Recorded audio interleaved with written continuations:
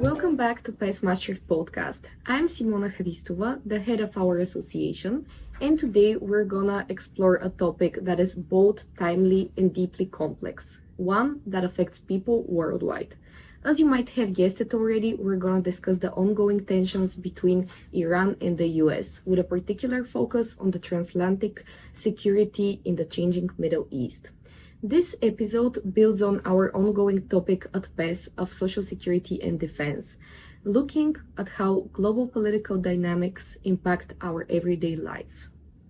We're honored to have here with us today Dr. Roberta Haar, a professor of foreign policy analysis and transatlantic relations at Maastricht University. Professor Haar leads international research projects and is a regular contributor to discussions on global politics, both in academia and in media. Professor Haar, thank you so much for being with us today. Thank you very much, Simona, for the invitation. And also, I'm very happy to support PES. Of course, thank you so much. So, recently, you were featured in the Dutch national press discussing the evolving situation regarding Iran and the US. And you're also writing a column for it. So, given your expertise on transatlantic relations, we thought this would be the perfect opportunity to give our listeners some more insights into it. So, first, would you like to give us some more information on what you wrote for the people that didn't have the chance to read? Yeah, thank you for drawing attention to the writing that I do for EW Magazine. So I write a column. I've already written 58 columns over the years for them. But I was then called on a Sunday afternoon from NewsHour, and an hour later I was being interviewed, and they also filmed me, and then it was on the NewsHour. So indeed, it was about the war that the Trump administration started in Iran, and of course, there's lots of shock behind that. So lots of people want to know, and my expertise lies mainly with U.S. foreign policy, and so that's why they called me. So that's the reason why I was in the news recently. That's very nice, very interesting. Yeah.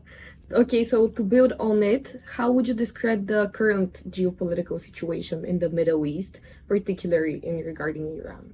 Well, The Economist, in the last edition of The Economist, called it a third Gulf War. Yeah. And that being the 1991 Gulf War, when Saddam Hussein invaded Kuwait, and then the George H.W. Bush put together a coalition and had him thrown out. Of course, there wasn't any regime change. It's a very concerted decision not to have regime change in that war. And then the next one, of course, is his son, who had the Iraq War in 2003 with the invasion of Iraq. And now, so The Economist is calling this the third Gulf War. And partly that is because this Operation Epic Fury really has instigated a regional war, or at least attacks by Iran on all the 8 neighboring countries of the Gulf. So it has become a war that's expanded.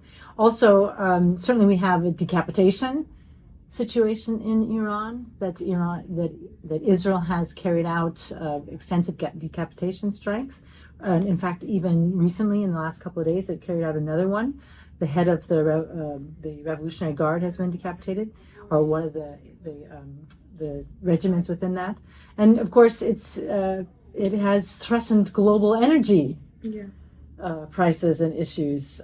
So that's also making it, let's say, a global, has global impact, what's going on with this Operation Epic Fury. So that's what I interpret as what's going on at the moment. Yeah, it already sounds like a very complex environment with many actors and competing interests at play. Like, many countries are involved now, not only Iran and the US, as we have seen, unfortunately. But it's interesting, to see your perspective as a European. Like, what would you say that makes this moment particularly significant compared to previous tensions in the region? Well, of course, there has been a series of events since Trump took the White House in January of last year. And I would say that and they're cumulative.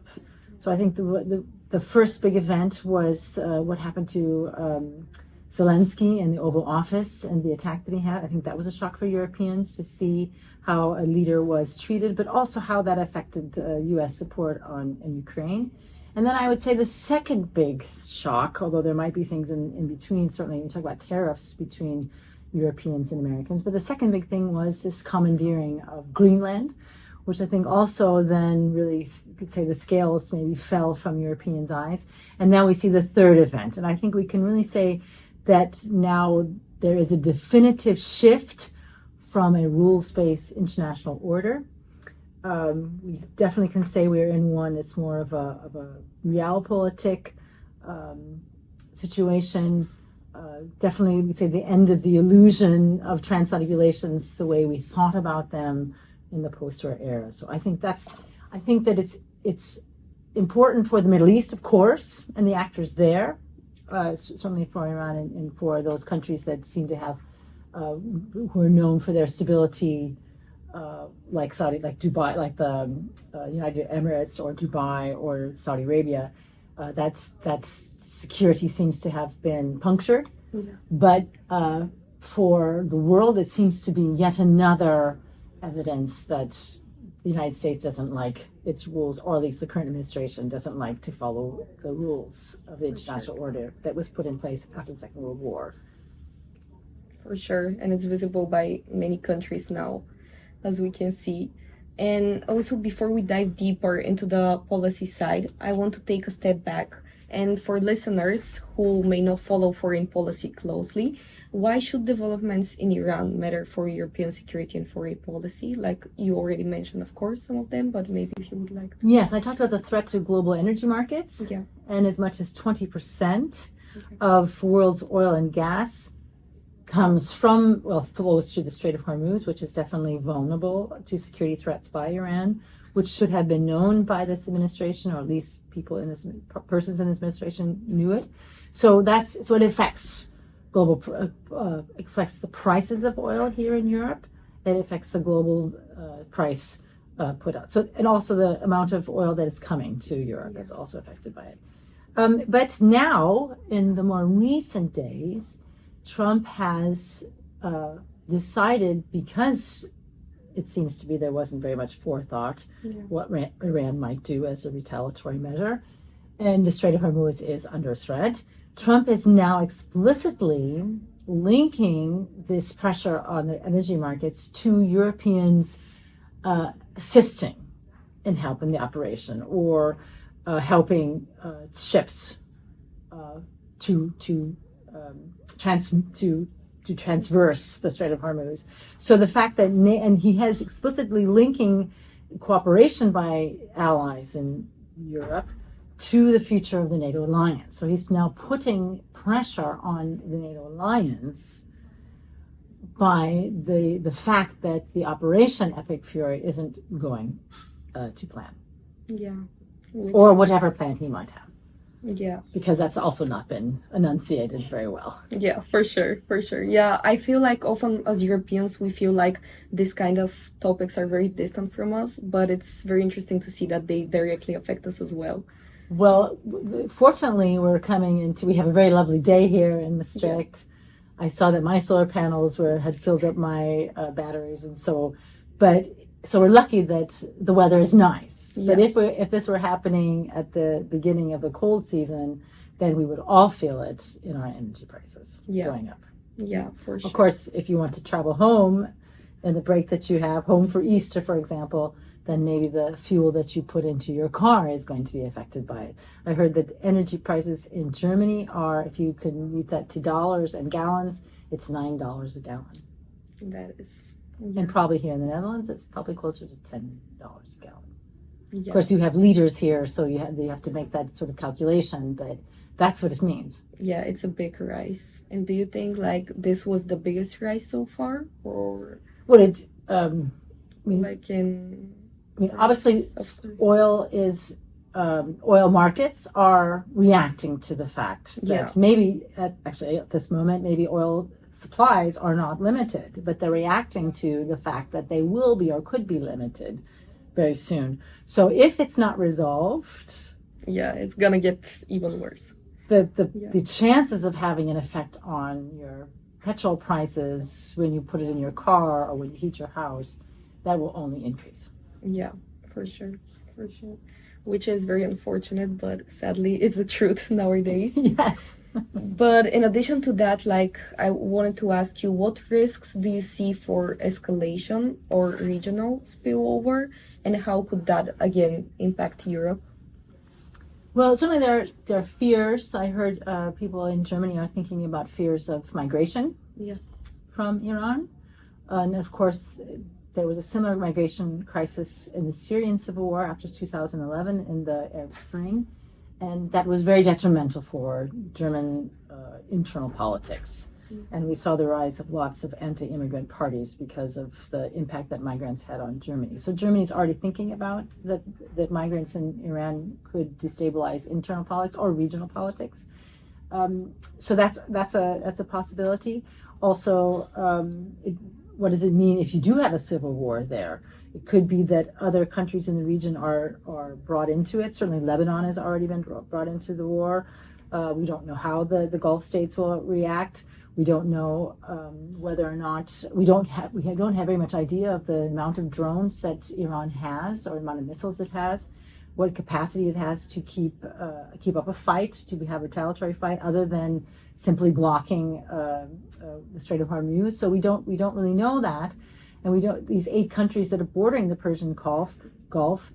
Are we now starting up another war similar to what happened in Afghanistan or what happened with the 2003 invasion of Iraq? We simply don't know at this point what sort of long-term ramifications, and that in Europe is likely to be involved because of the spillover effect of refugees, because of the potential for other countries in the region to join an actual fight.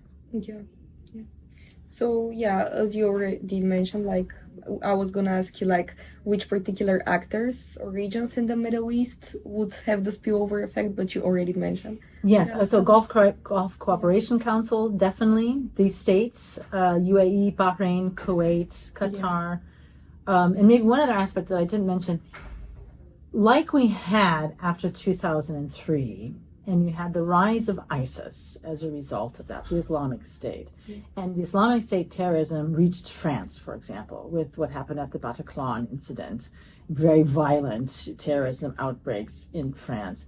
And who's to say that you won't have also terrorism striking within Europe or in the United States? I have heard that there are sleepers, that Iran has put sleeper agents within America, and that these sleeper agents will be called upon at a certain time. So you just don't know. Yeah. I mean, we did have terrorist attacks after the 2003 Gulf War, the second Gulf War. Who knows if we will have similar things? You are dealing with a theocratic regime. You are dealing with people who are willing to die for their religious causes. This is all part of having the most recent column that I wrote for EW Magazine was about not considering the security risks of attack on Iran, because Iran, a theocratic based regime, there was a similar incident in 1979 when the Ayatollah first came to power in a coup, removing the Shah. He also then killed, I think the number was 85 military generals or military leaders. And so he's basically purging the regime that he was able to overcome. So what does Saddam Hussein think next door in Iraq? Well, he thinks this is a golden opportunity to attack Iran when it's down, when it's weak. The result was an 8-year war of attrition, when thousands and thousands of lives were lost. And in part, I mean, the population ratios are, Iran is bigger than Iraq, but Iraq had more efficient military. It had more, it had a bigger air force. It had an advantage militarily. But Iran had people who were willing to die. Yeah. To go and sweep mines just with their persons. So having a regime that is built on an ideology that's based on religion, that people are very, the motivation or their morale is very high. No, we don't have any water, do we? It's totally understandable. So, to continue on the topic, how closely are the United States and Europe currently aligned on their approach to Iran, in your opinion? I think they are currently very poorly aligned. I think the U.S. approach is characterized by being impulsive, unilateral military action, and while Europe remains focused very much still on international law, on diplomacy, maintaining the status quo in the region. And recently, I mean, this is very much in the dialogue that Trump had for the UK, where the Prime Minister Keir Starmer was initially restricted the use of the base at Diego Garcia, and then Trump said he was very, very uncooperative. So he's been very, Trump uses his colorful language in attacking the UK. Mm-hmm. And also Spain has been attacked because of its response, not wanting to be involved in the war. But as I said, it's impulsive. Certainly impulsive means they didn't think about it before. We started talking before about Iran, what kind of actor Iran is as an adversary. And I think Trump doesn't understand that this is a theocratic nation state. It's motivated by its beliefs, by God, and the mullahs there, the Ayatollah there, the Revolutionary Guard. These are all linked to religion. And since that's a motivating factor for them, I think it's not just one person. You can't take out the top, sort of this, what's the word I want to say again? Decapitation. Decapitation, yeah. It's not decapitation. It doesn't work because the whole society is built around this. And certainly Revolutionary Guard, I don't know what the numbers are, but certainly we're probably talking about tens of thousands of people who are members of the Revolutionary Guard. And they were obviously very good at silencing and oppressing the whole of the nation when there were protests early this year. So in January, they probably killed as many as 30,000 people. One man or a few people don't do that alone. You need a whole structure, a whole system. And so to have a decapitation strike or to try to remove the leadership, that's not going to, how far do you go with that? Yeah, not too far for sure. So I think as an adversary, the Trump administration and its impulsiveness came through because it didn't really think about it. And as I mentioned, I wrote in my column, the most recent column that I wrote for EW Magazine, I talked about how Iran as an adversary should not be underestimated. And that in 1979, when it seemed to be weak, Saddam Hussein thought it was the perfect time to also attack Iran. When it was down, his golden opportunity, but the result was 8 years of war with Iran sending then people to demine as individuals. So I think the type of opponent that Iran is greatly underestimated by the Trump administration. Yeah, and unfortunately, like many countries don't learn from the past. And also, I think the US as a superpower usually underestimates every country. Yes, well, regime change time and time again, whether it's in Afghanistan and when you deal with a forever war, trying to then build a society, regime change didn't work there. It didn't work in Iraq in 2003. It didn't work in Libya in 2011. So having some sort of context or understanding of history would have helped in a normal decision-making process or a normal national security process, which the current Trump administration does not have. Yeah. And as we know, like war usually never helps, but yeah, let's see where this goes. So to turn more to the topic that we wanted also to touch upon, regarding Transatlantic cooperation, do you see any like Transatlantic cooperation security like the Middle East strengthening or weakening in recent years? Like, what is your opinion? I think that the activities there are definitely weakening the transatlantic bond. I already mentioned that Trump is putting this pressure on that European allies do something to support ships that are in the Strait of Hormuz, to somehow support the overall mission. He's doing this in part because he's demanding payback, that the U.S. supported Ukraine, that the U.S. is supporting NATO. So he's trying to coerce European allies through NATO. And European allies have said that NATO is a defensive alliance. Yeah. Of course, There's this debate of out of area or out of business, or what should NATO be as an alliance is been there since the end of the Cold War. And it was felt that NATO could go to Afghanistan, for example. There's a NATO operation in Afghanistan. The NATO operation in 2011 was in Libya. In Libya was a NATO operation. So clearly NATO can go out of area. Yeah. But currently the Europeans are definitely emphasizing the defense elements of NATO as an alliance. They don't want to be involved in what is clearly, in the case of the Trump administration, a war of choice and not one of necessity, not one of U.S. interests being an imminent threat. There is no imminent threat. There's been all kinds of rationales put forth by the Trump administration, but an imminent threat, it's not. And so if it's not an imminent threat, then it's definitely a war of choice. Yeah, for sure. And in situations like the current one, it's often also debated like who tends to take the lead, United States or Europe? What is your opinion regarding it? Like, how do you see these dynamics playing out? Well, certainly for the most of the history of the NATO alliance, it's always been America taking the lead.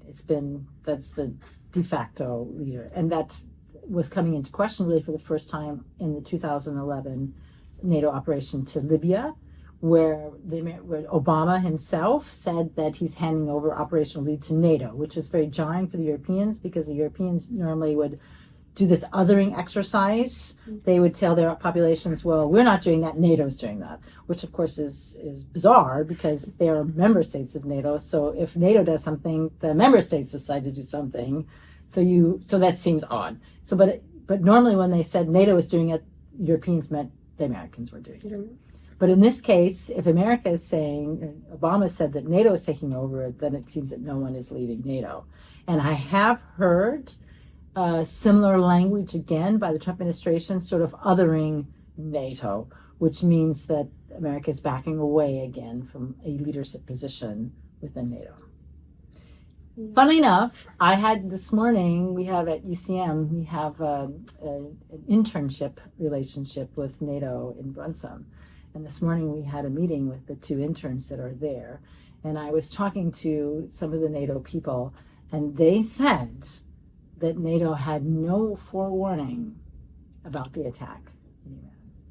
Wow. So there was no communication between the Pentagon or the White House and officials in NATO, which shows you... Yeah, what is their relationship?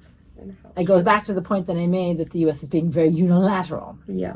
It didn't think it needed to speak to its allies. It didn't need to inform them. It didn't need to inform NATO alliance. However... But they also didn't need to. They didn't seem to inform the embassies in the region because no one is prepared. Yeah. No one is prepared to extract American citizens in the area. No one obviously prepared for any kind of retaliation on the Strait of Hormuz. So there was no. It seemed to be quite an impulsive reaction. Yeah. Impulsive decision. Yeah. Other than signaling by sending ships and aircraft carriers there. Yeah. Other than that, we didn't have very much. Or we could have seen that Netanyahu went 6 times since Trump has been in the White House, 6 times to speak to Trump. So obviously Netanyahu has also had an influence on why we have this war, because he seems to have persuaded Trump. And also, like, what role do you think, for example, the European Union can take in addressing this instability in the Middle East and regarding Iran? Like, well, the EU is always a slow entity. Yeah, slow to react. And of course, that's partly because its structure. It's meant to be slow. It's multi-layered. The member states have a big say in that. Although I did hear that the foreign ministers who recently were in Brussels, and Kaja Kallas was there. Kaja Kallas was a little bit more positive about maybe finding a way to protect ships or using EU missions within the Red Sea or against pirates, that this somehow could be extended. But the foreign ministers were quite unequivocal that no, they did not want to have any relationship with this war. So I think the European Union, the members of the European Union, the foreign ministers have said no, they would not be part of the supporting Trump. Whether they could have any military capacity on their own, that of course has been greatly reduced over the years because they have not invested in their own security, which they should have probably been doing at least since 2014 when Russia annexed Crimea. Yeah, for sure. And do you think the EU currently has the political and military capacity to respond effectively to the regional crisis, or do you think they're not prepared enough? I mean, it depends on what you're talking about, right? Yeah. I think they probably should think about ramifications like immigrants, migrants fleeing, refugees fleeing, or possible terrorist attacks. Indeed, finding ways to reduce the fear and security on ships, probably. But again, if you do that, then you seem to be helping. I think they are afraid, as well, of communicating to Iran that they approve or are parties of the war. I don't think they want to be caught up into it. Their own capacities, they don't. I mean, it depends on. And certainly, a lot of the current EU capacity, military capacity, is going to Ukraine. Yeah, they're supporting Ukraine.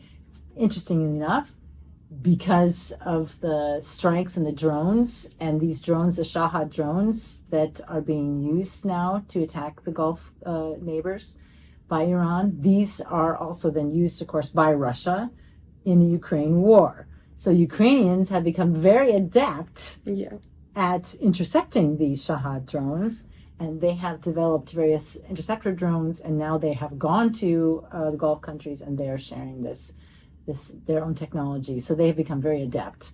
So Ukraine could be very well the country that ends up supplying Europeans with the latest technology and the way the war is being fought today, which is primarily drone warfare.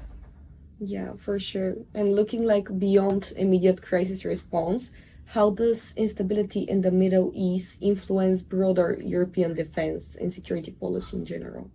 Well, certainly it brings home again this reality that the U.S. doesn't like to follow international law, that it probably will not, that Trump is willing to weaponize current dependencies that the Europeans have on NATO. He's willing to weaponize them. So they should do something about that. In the short term and the long term, they should invest in their own defense, their own capabilities, and having their own agency. This will cost $1 trillion over 25 years. Yeah. But they should start investing that. They should start really finding and also communicating to their publics that will need to be necessary. They recently, France, one of the most important things is the nuclear umbrella that the U.S. provides for Europe. And France now has opened up talks with even countries like Poland, which are very transatlanticist, or the Netherlands, which are also very transatlanticist. They have decided they're also going to be more Gaullist, thinking about a independent nuclear deterrent. Of course, at the moment, France's nuclear deterrent isn't enough because deterrence works on perceptions, and numbers really do count in this regard. So they are already pairing then with the UK, which has a nuclear arsenal, and then they're moving forward. So these are the things that they're doing in the short term, and then developing in the long term, that they will be able to then, let's say, be a substitute for a nuclear umbrella coming from that's offered on part of the United States. Yeah, let's hope that works well. And so to look a bit further ahead, like in the future, and think about what the future might bring us, of course, what do you think will be the biggest challenge for transatlantic security cooperation in the coming debate? Yeah, so this nuclear element that I talked about, I think that's probably having some sort of increasing and improving capabilities there. I think also then trying to find a way that NATO doesn't break. Yeah. Trying to find some way to deal with the Americans. And there are certainly plenty of Americans, especially in Congress, who, in fact, in December, they passed a law. Let me look at the name of this law, because I also wrote about this in my column. The National Defense Authorization Act, which was passed and Trump signed in December 2025. This has offered $901 billion and it included restrictions that Trump could not reduce the number of troops in Europe and in South Korea, so U.S. allies. So Europeans need to reach out to those people within the Senate and the House who still want to support allies, who still believe that allies have value, although Trump doesn't, and then force Trump to hold his hand. Of course, the midterm elections that are coming up in November of this year, where you could have a change of the House and the Senate. Now the Senate is also in play. They could go Democrat, then that could also be a game changer for Europeans, that they could reach out to Americans who still believe that alliances are important. Yeah. Let's hope this all works out. And so before we close, I would like to end on a more reflective note. So if you could advise European policymakers on one priority for managing security challenges, of course you already talked about the nuclear weapons, but what would you recommend them, of course, for the Middle East? I think they have to really focus on building their own independent deterrent. Yeah. They have to focus on cooperation within Europe, reduce fragmentation, and diplomacy, multilateralism, refocus on the fact that international law has value. Yeah. They need to focus on these things. At the same time, they need to find a way to reach out to the United States, who may not in the future honor an Article 5 situation where the collective defense, but they still need to find ways to working with America, because America is still the largest economy in the world today. It still has the largest military in the world today.